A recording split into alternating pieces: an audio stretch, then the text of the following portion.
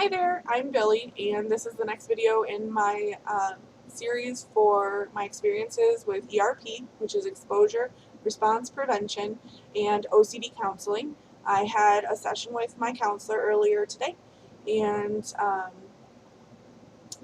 we talked about my goals from last week, which I didn't really put in a whole lot of effort for, and that was my own fault. Part laziness, part being exhausted from just living with 24/7 OCD. Sometimes it's pretty all-consuming, and it's enough to deal with it on a daily basis for everything I do, let alone adding in, exposures on purpose. So, sticking with the same goals that I had from last week, in that when I am triggered, meaning when I see a word or phrase, hear a word or phrase, or think a word or phrase that my OCD has deemed bad, then I will wait 15 minutes to wash my hands, which is my compulsion for those obsessions. Also, I will try to only wash my hands once. I often repeat them, washing my hands numerous times until I feel right, but it is my goal to wait the 15 minutes, longer obviously if I'm able, and only wash my hands once, and then if I want to wash them again, I'll have to wait an additional 15 minutes.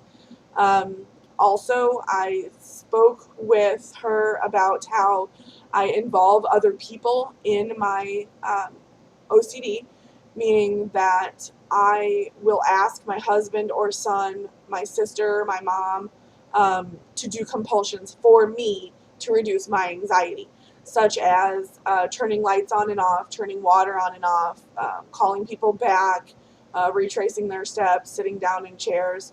And I tried to discuss with her what reasonable accommodations are, because OCD obviously wants everybody to accommodate me so that I don't feel any anxiety, whereas my logical brain is saying it is entirely unfair of you to put those restrictions on other people. So we discussed it, and we made a plan of action where I will no longer be asking my husband or my son to turn lights on and off, or to turn water on and off. And then we'll just work on other things after that. But for this week, those are the goals for this week. As you can see, I'm holding my cat Brutus. He's 14 years old, so he wants to sit with me, and I let him. Now, today for my exposure with her, what we did was, one of the words that I don't like is the word dead, and all words that go around it. So anytime I hear that word, see that word, think that word, I want to immediately wash my hands and neutralize that by looking, hearing, or seeing a good word, which in this case would be alive. So what she did is, she actually had me say the word a couple of times. She said the word a couple of times, and then she actually wrote it down on a piece of paper. And since we do video sessions, she held it up so I could see the word. And then, I did my best to refrain from neutralizing it by thinking good words or thinking bad words. I did a little bit, because it's so ingrained that sometimes it happens so fast before my brain can even stop it, because it's just automatically trained to do that. But I did resist washing my hands for about 20 or 25 minutes, and I probably could have gone longer, but our session was over, and I wanted to wash my hands before our session was over. So that was pretty difficult for me. Also, that's one of the easier words. So while I did feel some anxiety, and I wanted to neutralize it, and I wanted to wash my hands, it's lower on the fear ladder. There are words and phrases that are much, much scarier to me.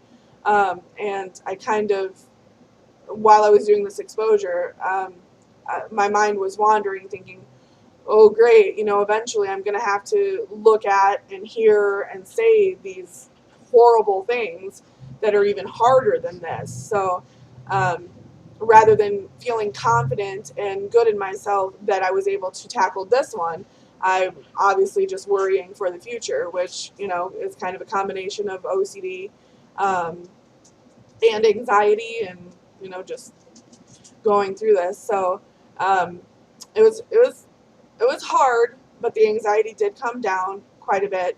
And, like I'm even saying the word, to you, which that's difficult as well. I want to go wash my hands again, but I'll refrain for the rest of the video. Um, and so I know it's going to be really hard, and it's going to be scary, and it's going to be terrifying, but I'm very hopeful in that I'll be able to do it so that I can have a better quality of life. In addition to those goals, my goal is also to walk 4 blocks, and that would be probably the farthest walk I've gone on for quite a long time. I can usually make it about a block, sometimes 2, before I get pretty anxious. Um, so that's my goal to do that as well. And I really need to start putting in the effort, because I mean it's just like anything else. If you don't put any effort into it, you aren't going to get any results. And unfortunately, with exposure and response prevention, the effort that you have to put into it is so against everything that your OCD is telling you. So I mean, I've been dealing with OCD since I was 21, so 16 years. Um, I'm having to redo everything, retrain my brain, and how I react to things. So it's definitely going to take some time, and it's going to take some effort. And I have to get over a little bit of my laziness for that as well. So, but I am looking forward to being able to just live my life and have no labels on words or phrases, good or bad. They'll just be there, and looking at them, or seeing them, hearing them, thinking them, will have no impact whatsoever on my day, because they don't have an impact now, but OCD is tricking me into thinking that they do, and that I have the power to prevent things from happening. Anyways, so those are my goals for this week, and hopefully I'll be able to get some things done. Thank you, and have a nice weekend.